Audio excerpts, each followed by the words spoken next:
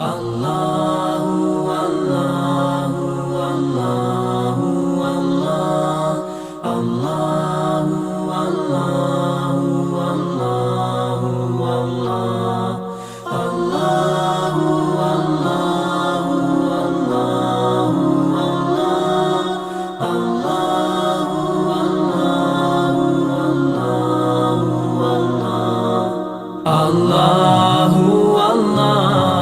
Allah Allahu Asyhadu anna Muhammadan abduhu wa rasuluh alladzi la nabiyya ba'dah. Raditu billahi rabba wa bil islami dina wa bi Muhammadin nabiyya wa rasula. Subhanaka la ilma lana illa ma 'allamtana innaka antal alimul hakim. Amma ba'du. Bagaimana saudara-saudaraku, masih semangat di bulan Ramadan yang kesekian kalinya, tentunya pada pertemuan ketiga bertepatan dengan pertemuan ketiga pada materi pembahasan gramatika bahasa Al-Quran. Dan alhamdulillah kan kemarin kita sudah mempelajari hal-hal yang berkenaan dengan materi yang pertama huruful hijaiyah, yang kedua kita sudah mengenal apa itu kalimah, dan barangkali hari ini di pertemuan ketiga kita mencoba untuk membahas tentang kalimah dan berbagai macam jenis yang ada kaitannya dengan bagian-bagian dari kalimah itu. Nah, baiklah anak-anakku sekalian, di pembahasan pertemuan ketiga kita akan membahas tentang apa itu kalimah dan terutama mengenai tentang kalimah dan jenisnya ya. Kemarin kita sudah tahu bahwa yang dimaksud dengan kalimah, masih ingat?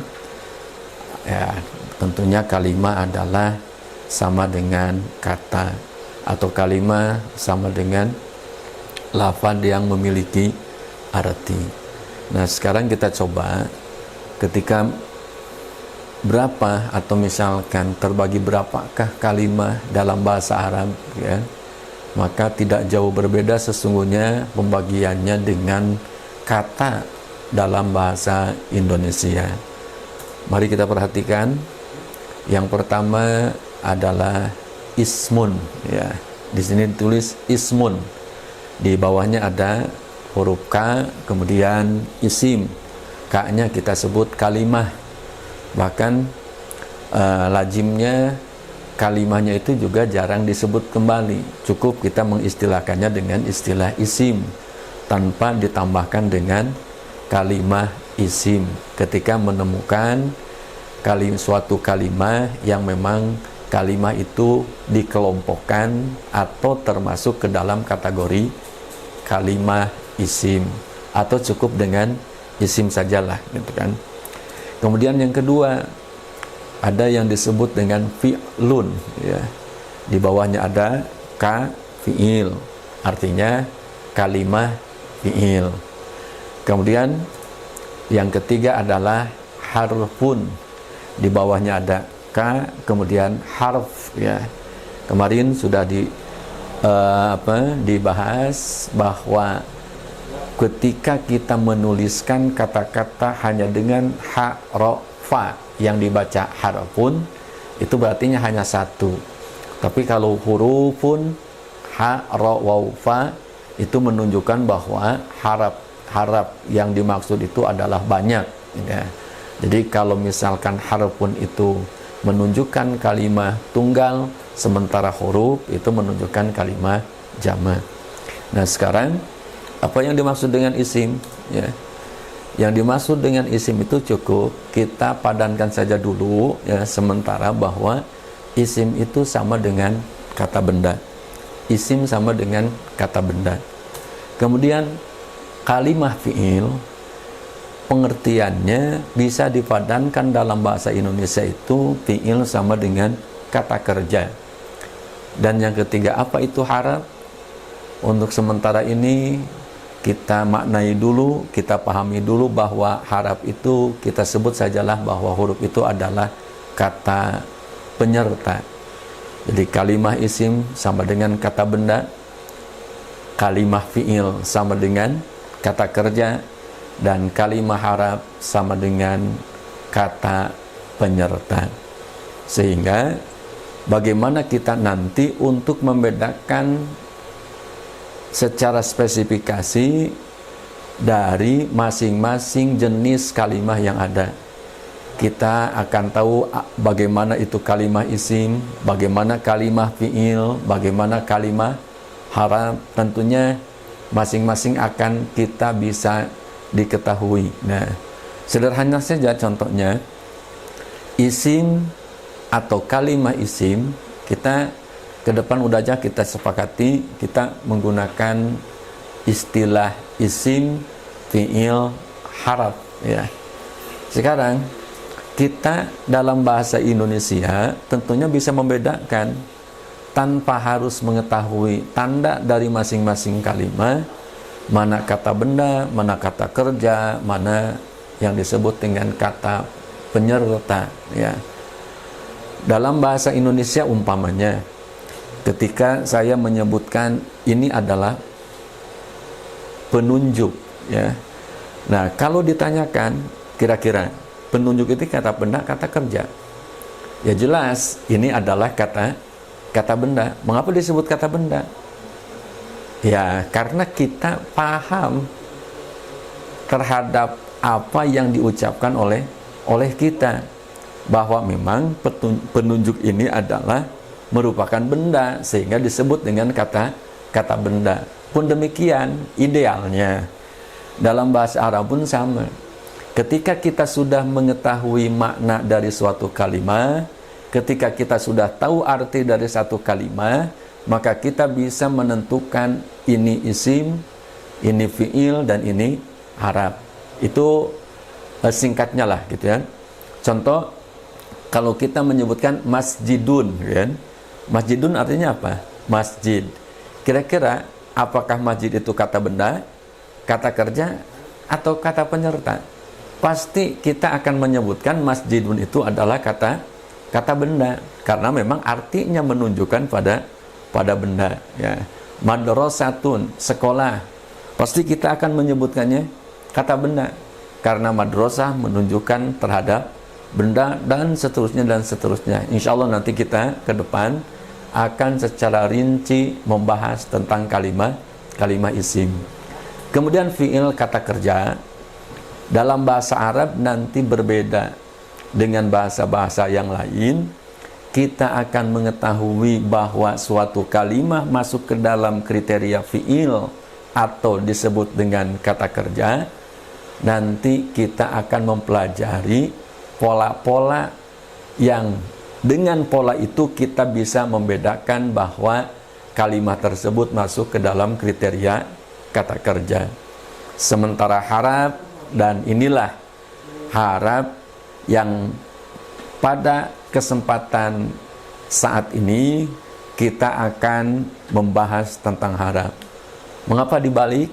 Biasanya kalau di pesantren-pesantren yang pertama dibahas itu adalah isim, kemudian fi'il, kemudian harap. Dan insya Allah pada pertemuan ketiga ini kita akan membahas salah satu jenis kalimat yang disebut dengan harap ya. Baik anak-anakku sekalian, kita fokus ya.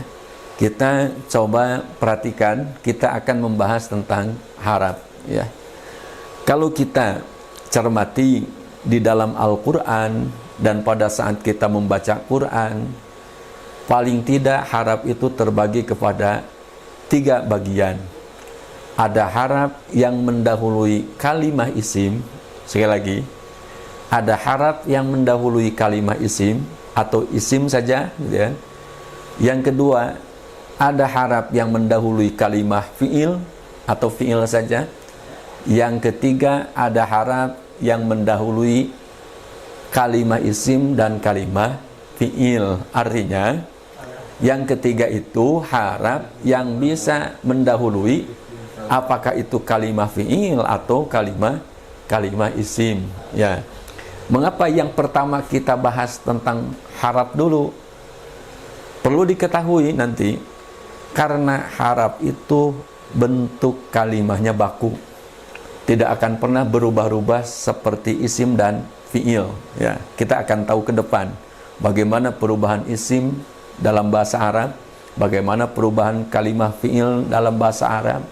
Sementara harap tetap baku, sehingga saya sarankan ketika kita ingin mengetahui masing-masing harap di dalam bahasa Arab itu, cukup kita berupaya untuk menghafalkan satu persatu dari harap itu, ya. Seperti misalkan ini bisa ditabelkan. Satu, ada harap yang mendahului isim, ada harap yang mendahului fi'il, ada harap yang bisa mendahului isim juga bisa mendahului fi'il, ya. Jadi itu tabel singkatnya, Mas. Jadi pertama harap itu ada yang mendahului isim, harap itu ada yang mendahului fi'il, ada harap yang mendahului isim atau mendahului fi'il, ya. Kita perhatikan contoh-contoh dari harap itu, kan itu. Di atas memang ditulis al-huruf karena kumpulan dari harap. Coba, al-huruf karena kumpulan dari harap. Coba perhatikan yang pertama, harap yang mendahului fi'il.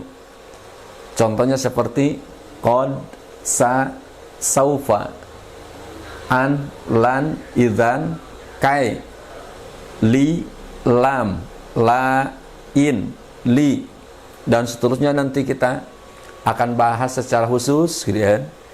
Kemudian ada harap yang mendahului isim, ya. Apa saja harap yang mendahului isim? Di antaranya perhatikan, satu, ada min, ada ila, ada an, ada ala, ada fi, ada rubba, bi, ka, li, ada wa, bi, ta.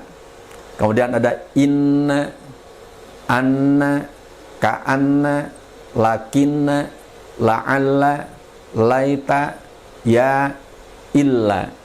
Itu contoh haraf-haraf yang mendahului kalimah isim. Jadi tahapan awal, coba nanti kita secara bertahap bersama-sama untuk menghafalkan satu persatu dari harap-harap ini sesuai dengan penamaan yang diberikan pada setiap harafnya. Yang ketiga, lihat, harap yang mendahului isim dan fi'il, kan itu. Harap yang mendahului isim dan fi'il.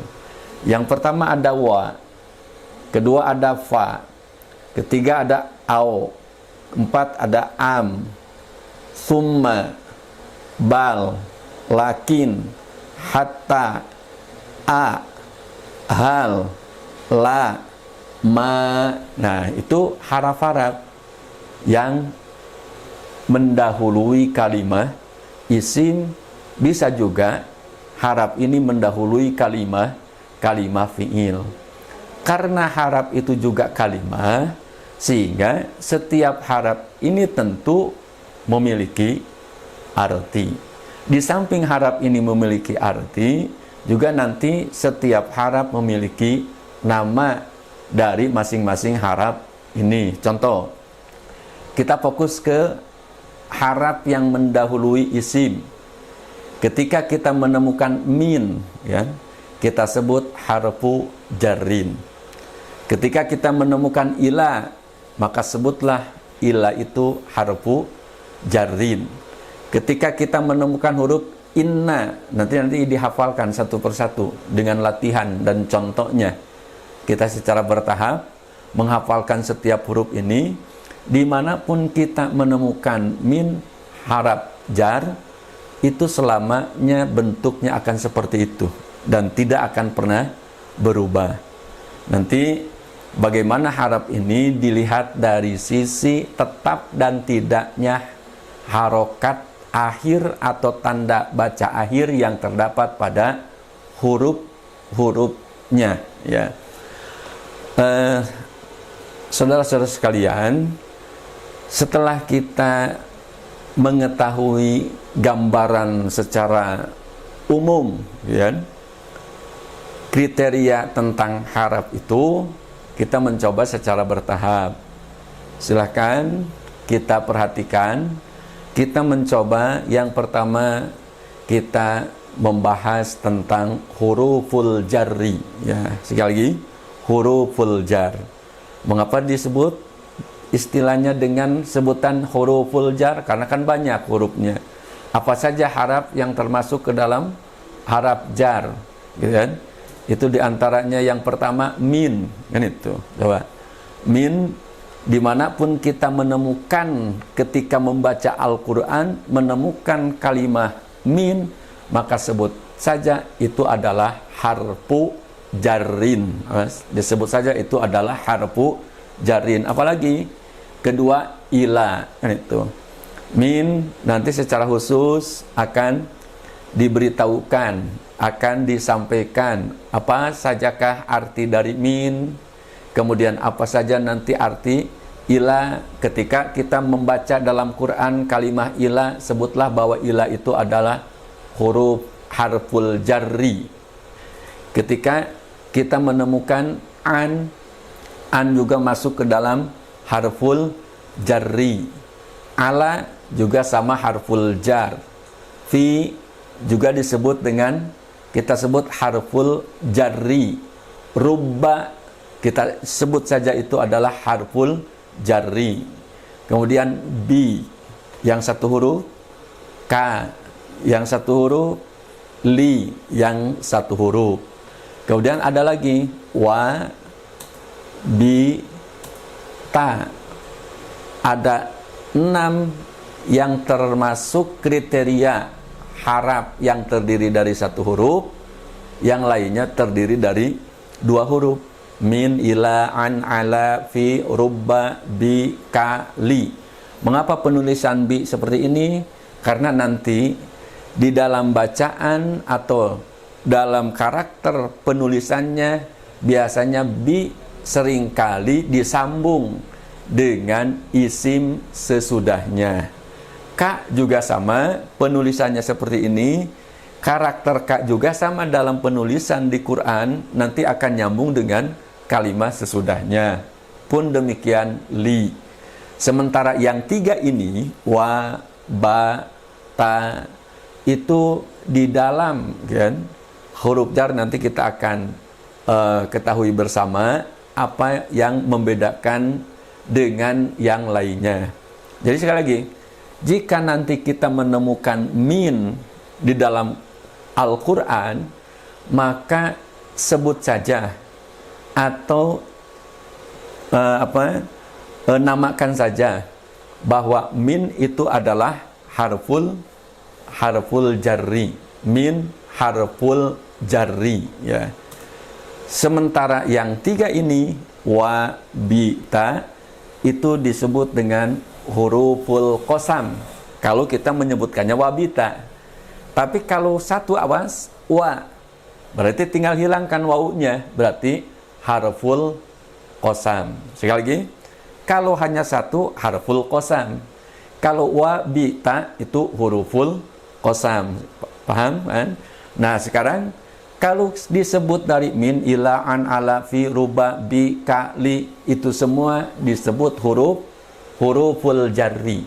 Tapi kalau hanya menemukan satu kalimah min saja, maka kita biasakan itu dengan penamaannya harful jarri. Sama ila juga, Mas. Min harful jarri, ila harful jarri, an harful jarri, ala harful jarri, fi harful jarri, sampai dengan li, kan itu. Bi harful jarri, ka harful jarri, li harful jarri, kan itu. Itu kira-kira paham? Silakan.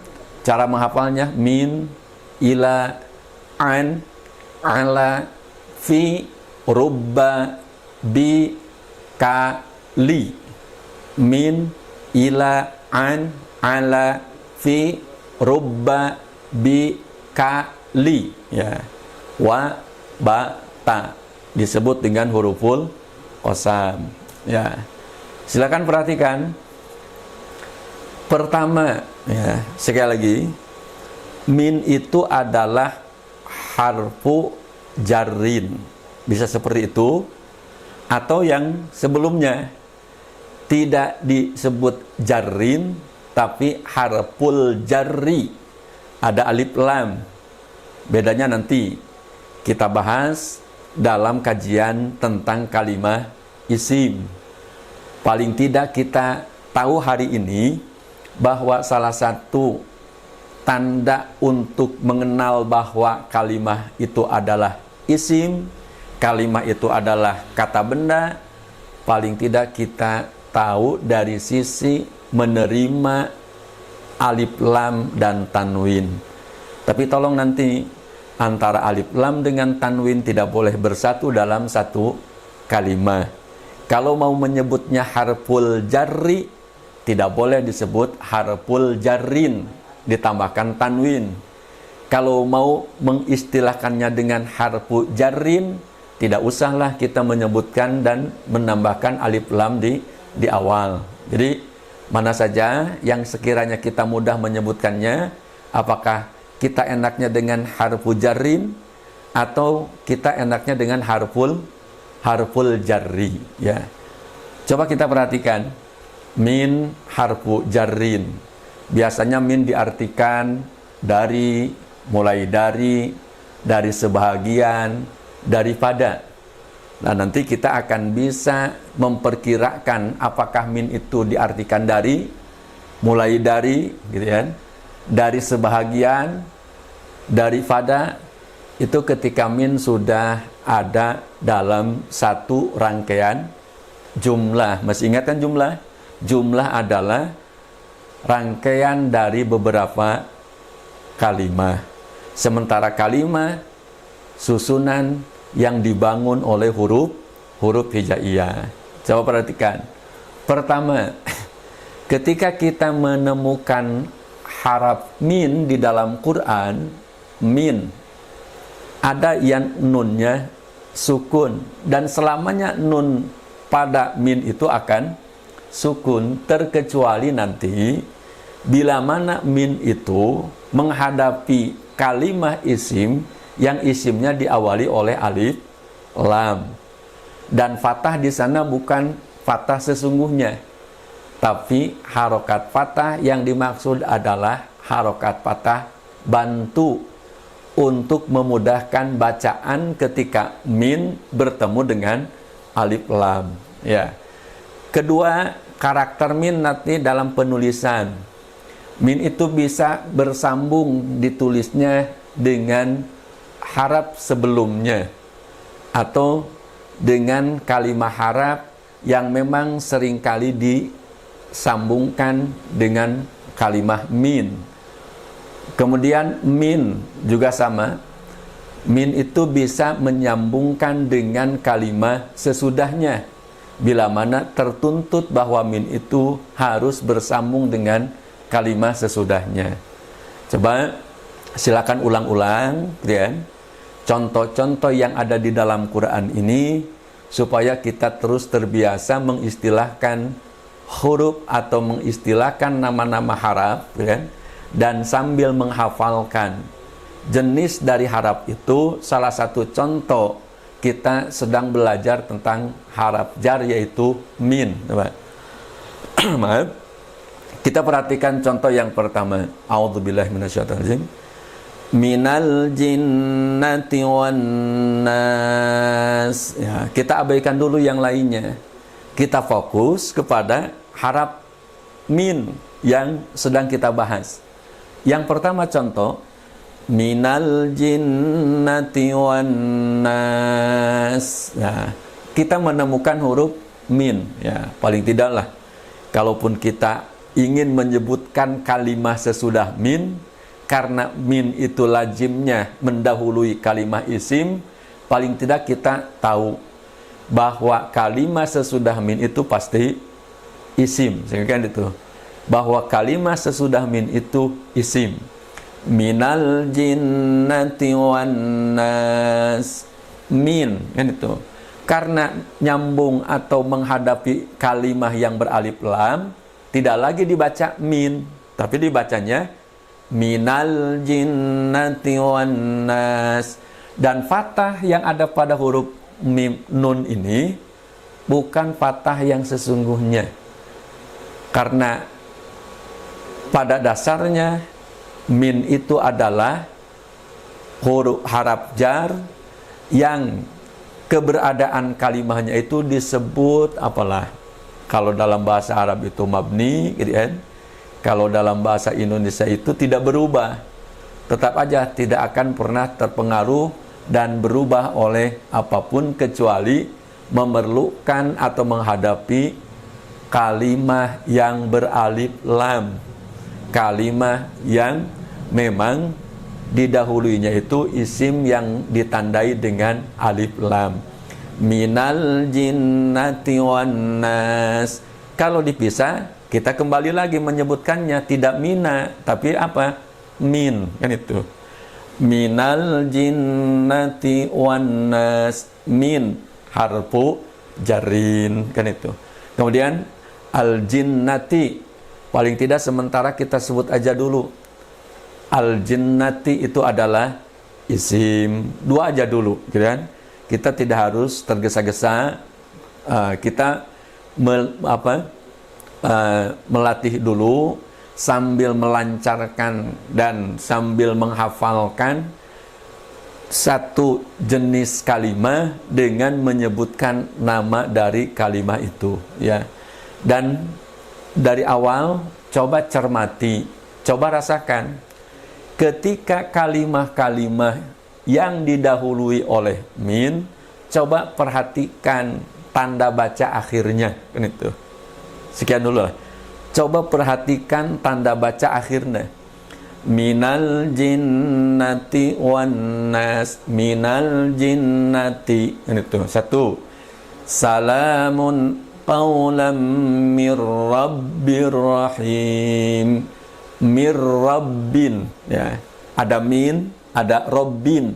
Tentu kita akan menyebutkan min harfu jarin, rabbin isim dulu lah. Mir rabbin, itu. Karena nanti diwasolkan bacaannya mir rabbir rahim. Salamun qawlam mir rabbir rahim. Dua, min rabbin. Minal jinnati, ya. Ketiga, inna safa wal marwata min sya'airillah. Perhatikan, ada min sya'airi, kan itu. Min sya'airi, ada min harfu jarin. Sya'airi jelas kalimat setelah haraf jar itu disebut dengan kalimat isim. Dulu sebenarnya. Wa huwa fil akhirati minal khasirin. Ya. Walaupun belum dibahas, kita fokus pada huruf mim, tapi tadi ada min, ila, an, ala, fi. Kita sebutkan saja kalau ingat fi, ya. Fi harfu jarin. Rasakan kalimat sesudah fi harokat akhirnya. Fil akhirati minal khasirin. Min harfu jarin. Qaulun ma'rufun wa maghfiratun khairum min sadaqatin. Awas. Min sadaqatin. Rasakan. Min harfu jarin. Sadaqatin kalimat isim. Itu aja dulu lah. Wal fitnatu asyadzu minal qatli, kan itu. Dari contoh-contoh yang ada di depan ini, coba perhatikan dan cermati dan rasakan perubahan harokat kalimat yang ada sesudah harap min itu. Pertama, minal jinnati. Kedua, mir rabbin. Ya. Yang ketiga, min sya'airi. Itu. Yang keempat, fil akhirati minal khasirin. Ini tidak akan dulu dibahas karena harus panjang pembahasannya. Kemudian min sadaqatin wal fitnatu asyaddu minal qatli, kan itu. Nah, itu fungsi dari haraf jar. Sehingga ketika kalimat yang didahului oleh haraf jar, pada dasarnya bunyi akhir dari kalimat itu pasti berbunyi i untuk untuk menjadi ukuran bagi kita. Kita pegang, setelah haraf jar pasti kalimat yang didahuluinya akan berharokat dan terbaca menjadi i. Mungkin bisa jadi awalnya al-jinnatu tapi ada min, jadi minal jinnati. Rabbun, ketika ada min, mir rabbin. Kemudian sya'airu, karena ada min, jadi min sya'airi. Kemudian sodaqotun, karena ada min, jadi dibaca min sodaqotin. Al-qatlu, karena ada min, jadi dibaca minal qatli. Ya, itu contoh-contoh sederhana terkait dengan pembahasan haraf jar, yang salah satu dari haraf jar itu adalah min. Ya, coba nanti kita matangkan dengan contoh-contoh lainnya yang dalam hal ini kita bisa membuka ke dalam Al-Quran. Salah satu di antaranya selain contoh yang 5 yang ada di samping kanannya, kita perhatikan yang samping kirinya juga. Kita perhatikan mana huruf min, mana kalimat sesudah min, dan bagaimana bunyi harokat huruf akhir pada kalimat yang berada setelah min. Lailatul Qadri khairum min alfi. Kan itu. Min alfi. Min harfu jarin. Alfi isim. Khairum min alfi syahrin. Jazaa'an min rabbi. Kan itu. Sama. Jazaa'um min rabbika ata'un hisaba.